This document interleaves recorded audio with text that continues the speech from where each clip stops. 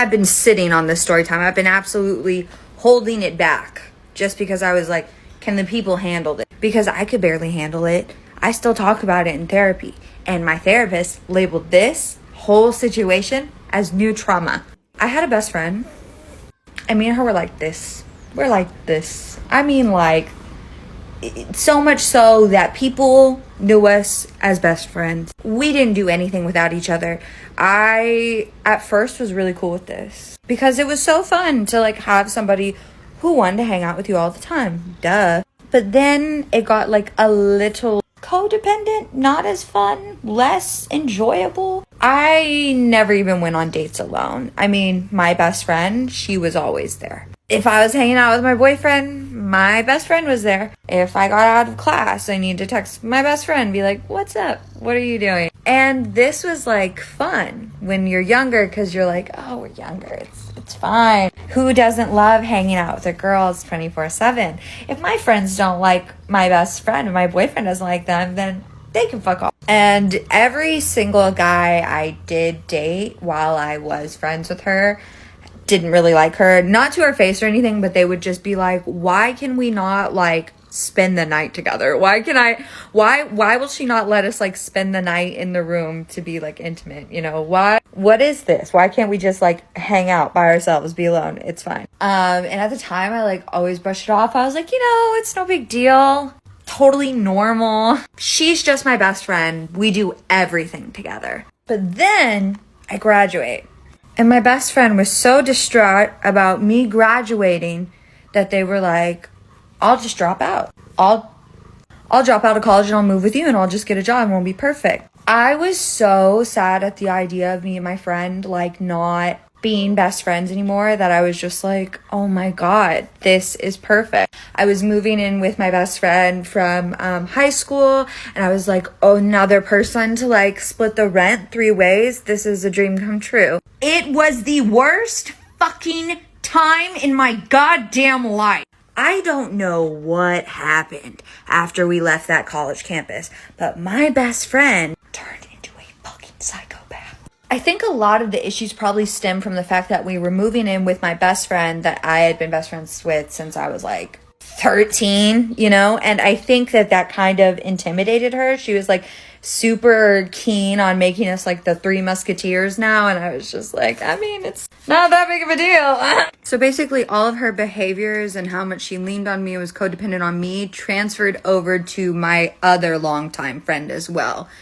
And she did not take this as lightly. We're all 3 living together. And to make this easier, because I've been saying both best friend and best friend, the girl from college, let's call her Raylan. And the girl from high school, my best friend who had been the longer one that I was moving back in with, let's call her Jackie. So the more that Raylan was like around me and Jackie started to point out, she was like, so I see you guys are super inseparable. You guys had such a fun time in college, but like, she's kind of like mean to you. And I was like, what are you talking about, Jackie? Raylan's my best friend. That's why she moved in with us. What could you possibly what are you talking about? And Jackie pointed out to me, she was like, do you not notice that she like insults you and argues with you like all the time? And I was like, what?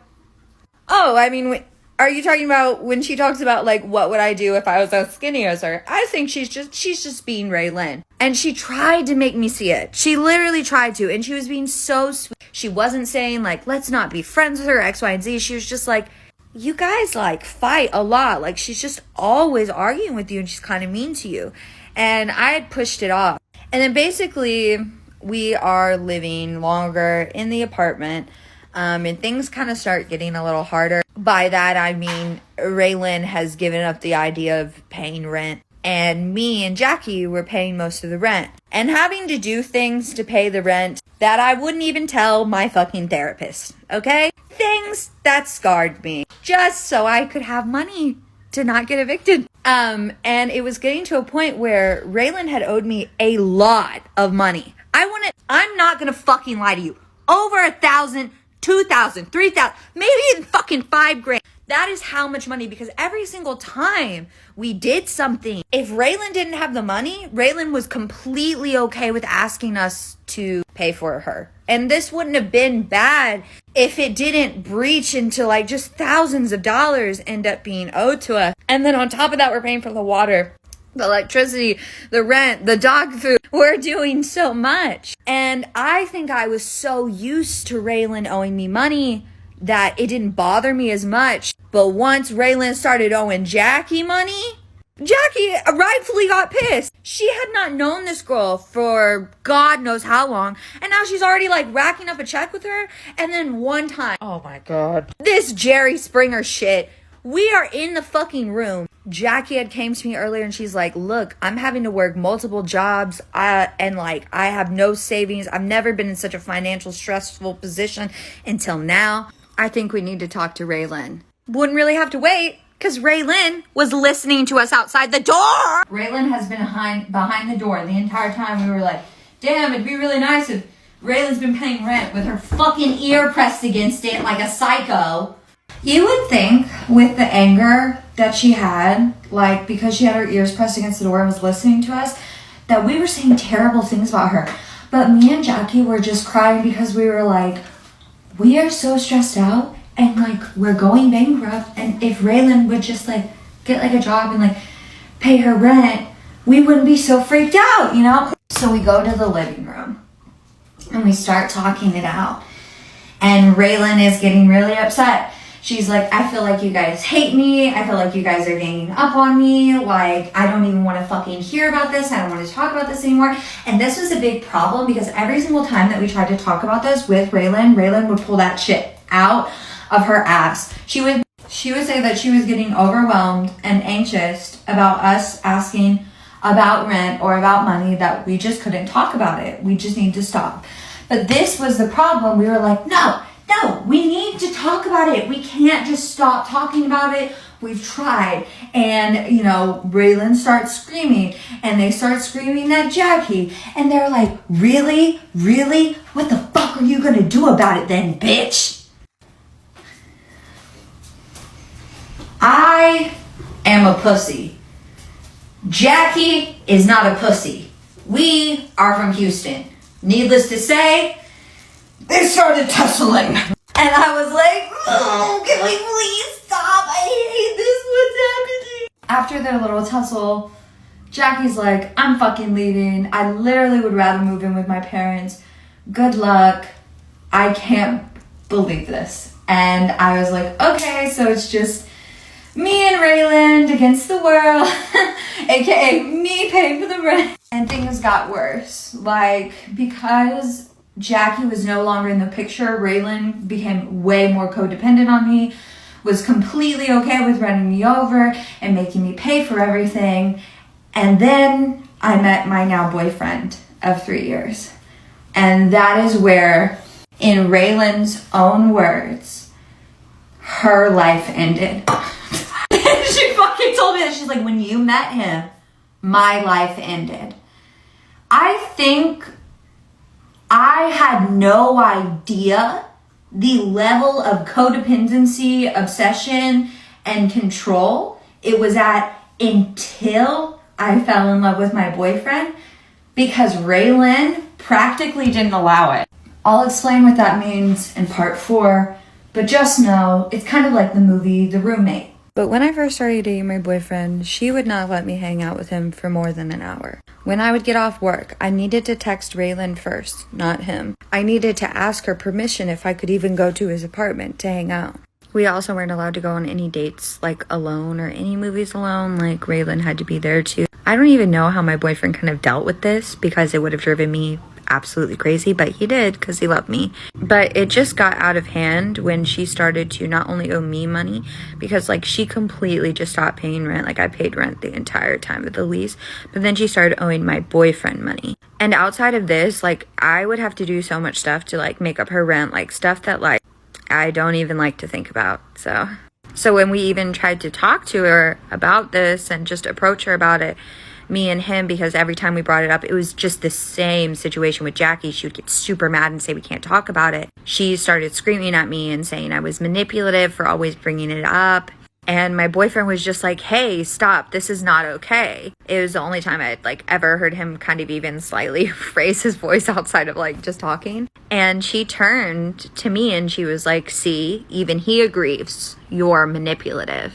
And at that moment I was like, oh, she wants to skin me. She wants to steal my life and wear my skin and date my boyfriend. She's a psychopath. And my boyfriend sat her straight and he's like, no, my girlfriend is not being manipulative. We just really need this money. Like, you owe us, over $4,000. So she just started getting super hostile, super fucking mean. When I was hanging out at the apartment, she would call me and she would just basically tell me that I was a really bad friend for not being there. And it all came to a really big boiling point when she knew I didn't have my charger. She knew I didn't have my car. She called me and she was like, hey, what's up? Because Keith was at work. I went over there to do my laundry because we didn't have a unit or washer dryer. And right as she heard my voice, she said, I thought I wanted to talk to you. Now, hearing you, I don't want to talk to you at all. And I was like, whoa, what are you talking about? And she was like, I know you're trying to get rid of me. I know you're trying to move in with Keith. I know you just want me to disappear off the face of this earth. Ever since you met him, my life ended. Fuck you both. You can go live in your perfect little apartment. And I'll just disappear the way I know you want me to. She was basically telling me that she was going to try to commit and that it was directly my fault. And my phone died and I didn't have a charger. So we get there super late at night and she's not there. There's trash everywhere. I can't find her for the next 2 days. Turns out she had called the suicide hotline and she had to be admitted. And she was going to do something bad and have me walk in on it so I could know it was my fault. Talking about it is really hard because, seeing your best friend turn into somebody that you don't know and become so mean, it just really sucks. So once I was able to locate her and find her, she had apologized. I will say, she did apologize, and she's like, I'm sorry for the stuff I said to you. I've been diagnosed with so-and-so, and I've been having this medicine. I'm going to try to be better. And I was like, okay, it's okay. Because what else do you say, I loved that woman. I thought she was so funny and cool and smart and talented. And I really thought it was my fault. I thought I was a bad person for falling in love and wanting to live with my boyfriend because, it made her that sad. But, also, I just wanted to be happy, sorry. And she directly, in that moment, had punished me for it, and she had apologized, and I thought things would get better. We didn't talk about, her moving out in the next month. Because, we just didn't know, what could we even do now? The situation had changed so much. I just didn't want to bring it up because, we weren't sure if she could handle that. As time passed, she did completely go back to her old ways, controlling when I could hang out with my boyfriend, making sure I had to text her, telling her where I was, and not being allowed to be with him for more than an hour. Or if I was with him, she needed to be there. And it was just the same thing. And I finally brought up to her, I was like, I'd still want to move in with him. She was furious. She didn't want me to go, or she wanted her to move in with us. And I couldn't do it anymore, okay? I couldn't be controlled and then also, literally pay for everything and not have any money and be stressed out. I just wanted to go live with my boyfriend, and I think that she had thought that that incident would have just erased those plans completely. But I let her know. I was like, no, I still want to do it. And, we can't move to Chicago together because you can't pay rent in Texas. We cannot pay rent in inner city Chicago. I ended up buying her a plane ticket to her grandparents. I get in contact with them. I let them know how bad the situation has gotten.